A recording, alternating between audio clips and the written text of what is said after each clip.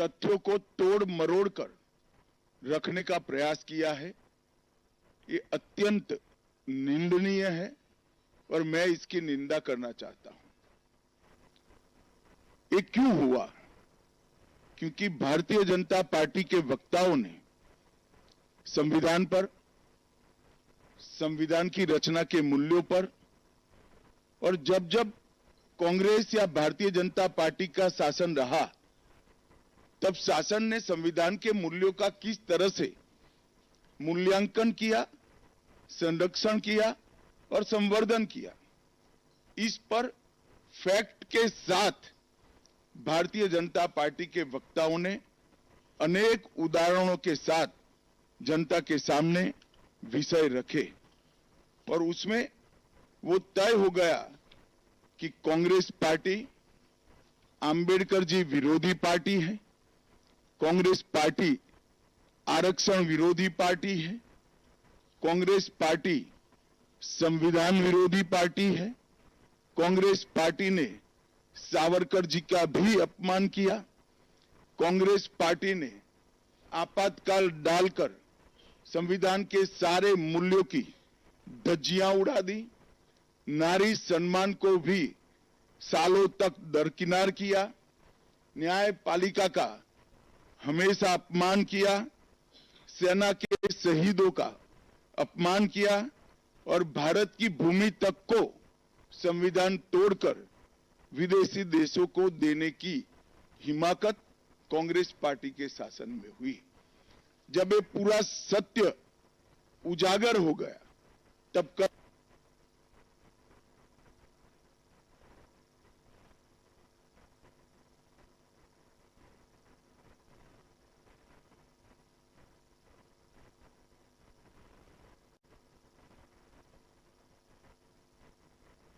से कांग्रेस पार्टी ने फिर एक बार अपनी पुरानी पद्धति को आजमाते हुए बातों को तोड़ मरोड़ कर और सत्य को असत्य के कपड़े पहनाकर समाज में भ्रांति फैलाने का एक कुत्सित प्रयास किया है।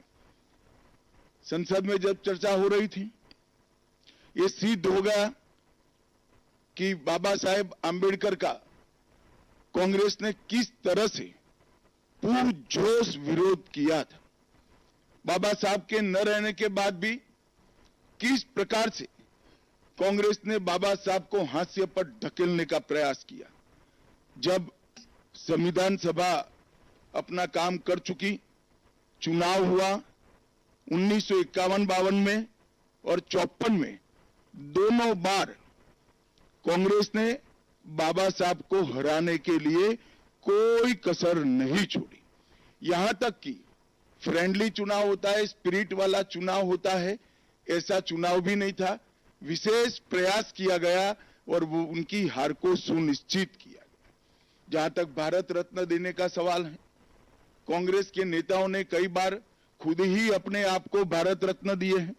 55 में नेहरू जी ने खुद को भारत रत्न दे दिया, 71 में इंदिरा जी ने खुद को भारत रत्न दे दिया और 1990 में बाबा साहब को भारत रत्न तब मिला जब कांग्रेस पार्टी सत्ता में नहीं रही और भारतीय जनता पार्टी के समर्थन वाली सरकार थी। 1990 तक कांग्रेस पार्टी बाबा साहब को भारत रत्न न मिले इसका बड़े जतन से प्रयास करती रही, यहां तक कि बाबा साहब की जयंती को भी, 100वीं जयंती को भी मनाने का मना ही कर दिया गया। नेहरू जी की आंबेडकर जी के प्रति नफरत जग जाहिर है। नेहरू जी की खुद की किताब सिलेक्टेड वर्क्स ऑफ जाने से थे, इससे बड़ा कोई उदाहरण नहीं हो सकता। जब पंडित जी की एक और किताब को पढ़ते हैं, लेटर टू चीफ मिनिस्टर में एक उल्लेख है, बंबई के मेयर ने एक पत्र में बाबा साहब के आंबेडकर के जन्मस्थान महू में उनका स्मारक बनाना चाहिए, ऐसा सुझाव दिया। 18 जून 1959 को पंडित जी ने कहा, सरकार के लिए स्मारक स्थापित करना बिल्कुल सामान्य बात नहीं होगी। आमतौर पर स्मारक निजी पहल से किया जाता है। अपने परिवार के चाहे कोई भी सदस्य हो, नेहरू जी हो, इंदिरा जी हो, संजय गांधी हो, राजीव गांधी हो, कई सारे लोगों के लाखों स्मारक देश के अंदर बनाने वाले परिवार के मुखिया कहते हैं कि आमतौर पर निजी पहल पर स्मारक बनाया जाता है, क्योंकि ये स्मारक B.R. आम्बेडकर जी का था। मित्रों, जब एक दूसरा उदाहरण मैं देना चाहता हूं। एक सर्वदलीय मंत्रिमंडल, पहली देश की कैबिनेट बनी, जिसमें बाबा साहेब आम्बेडकर भी सदस्य थे, नेहरू जी प्रधानमंत्री थे। नेहरू जी की किताब selected works of Jawaharlal Nehru में एक और उल्लेख आता है। नेहरू जी के आश्वासन के बावजूद आम्बेडकर जी को कोई महत्वपूर्ण विभाग नहीं दिया गया, और ये स्पष्ट इसके अंदर उल्लेख है कि सरकार की नीतियों, विशेषकर विदेश, रक्षा और अनुसूचित जाति और जनजाति से जुड़ी हुई नीतियां और 370 के खिलाफ आम्बेडकर जी थे। जब एक और कांग्रेस पार्टी है, बाबा साहेब आम्बेडकर का कोई स्मारक जब तक कांग्रेस सत्ता में रही बड़ा नहीं बना। जहां जहां विपक्ष की सरकारें आती गई, स्मारक बनते गए। भारतीय जनता पार्टी की सरकारों ने और नरेंद्र मोदी जी की सरकार ने बाबा साहब के जीवन के संबंधित पंच तीर्थ का विकास किया।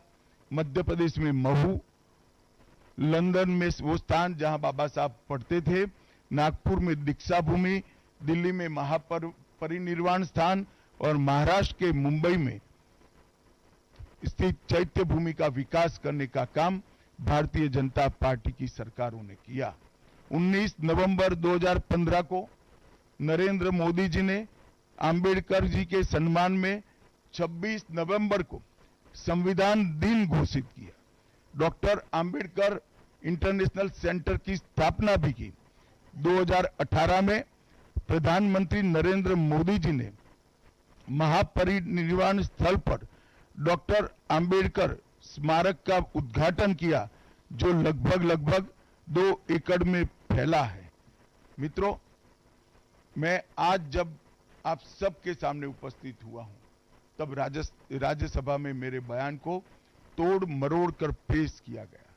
मेरा मीडिया के सभी मित्रों से आग्रह है, कांग्रेस ने सार्वजनिक जीवन में जो पद्धति की है कि बयानों को तोड़ मरोड़ कर पेश करना, हो हल्ला मचाना और भ्रांति खड़ी करना। पहले उन्होंने नरेंद्र मोदी जी के भी एडिटेड बयानों को सार्वजनिक किया। चुनाव जब चल रहा था, मेरे बयान को AI का उपयोग कर एडिट किया गया और पूरे देश में इसको प्रसारित करने का घृणित काम किया गया। और आज आम्बेडकर जी के लिए मेरी बात को तोड़ मरोड़ कर वो पेश कर रहे हैं। मैं स्पष्टता के साथ कहना चाहता हूं, मीडिया को विनंती भी करना चाहता हूं कि मेरा पूरा बयान जनता के सामने रखिए। मैं वो पार्टी से आता हूं जो पार्टी कभी आम्बेडकर जी का अपमान नहीं कर सकती। पहले जनसंघ और फिर भारतीय जनता पार्टी ने हमेशा आम्बेडकर जी के सिद्धांतों के आधार पर चलने का प्रयास किया है। जब जब भारतीय जनता पार्टी शासन में रही, आम्बेडकर जी के सिद्धांतों का हमने प्रचार किया है, प्रसार किया है। आरक्षण को और मजबूत करने का काम भारतीय जनता पार्टी ने किया है। इन्होंने जिस प्रकार से आरक्षण को भी विरोध किया, वो भी हम सब जानते हैं।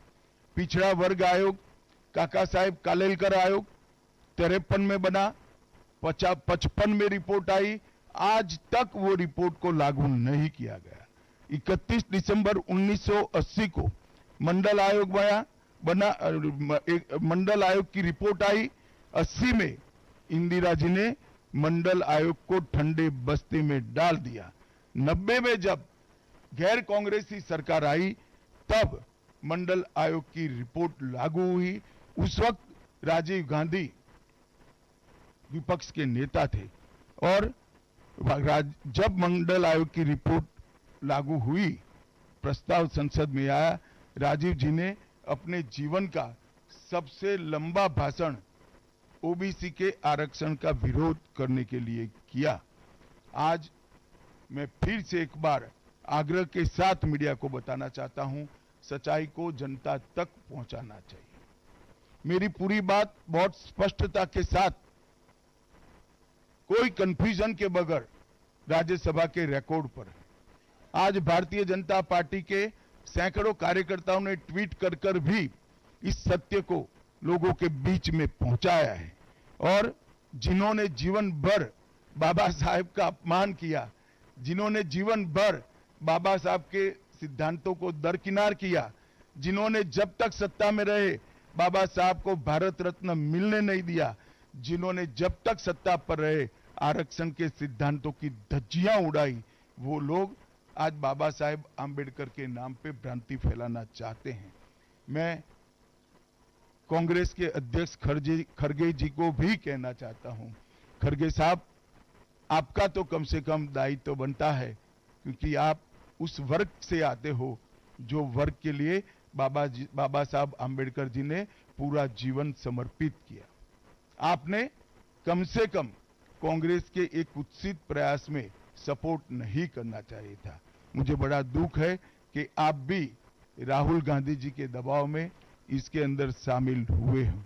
मित्रों, आज जब हम सब यहां बैठे हैं, मैं फिर से एक बार कहना चाहता हूं, कांग्रेस के पास इस संविधान के ऊपर की चर्चा में बाबा साहेब आंबेडकर विरोधी कांग्रेस है, इसका कोई जवाब नहीं बचा।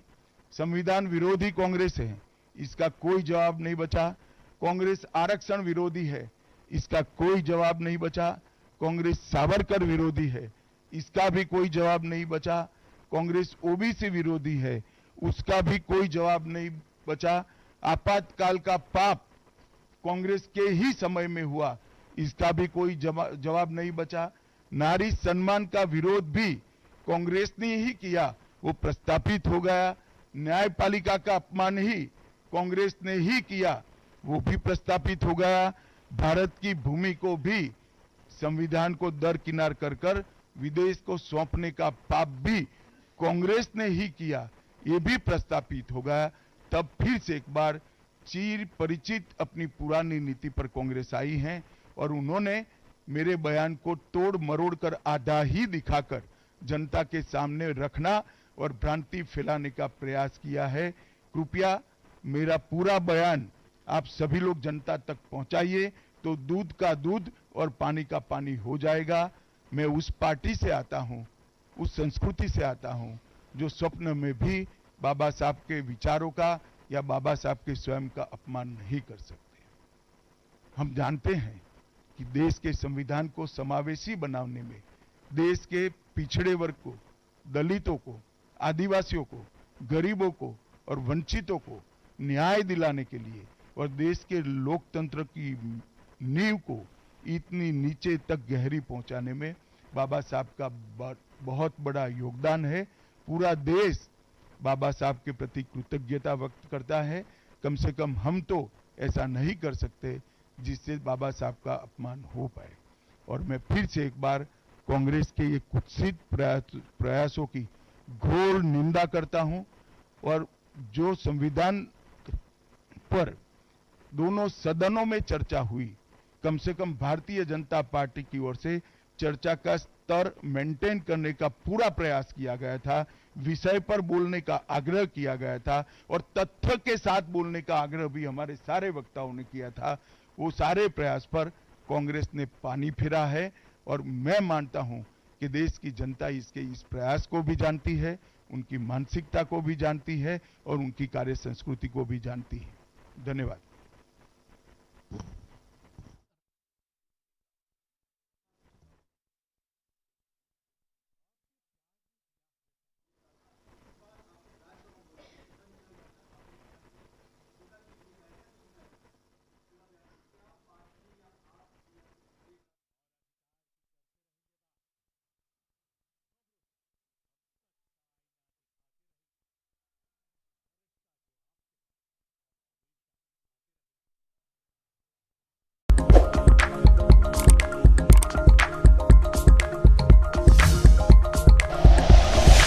Like and share videos, subscribe करें हमारा चैनल और प्रेस करें बेल आइकॉन। न्यूज़ 11 भारत, सच है तो दिखेगा।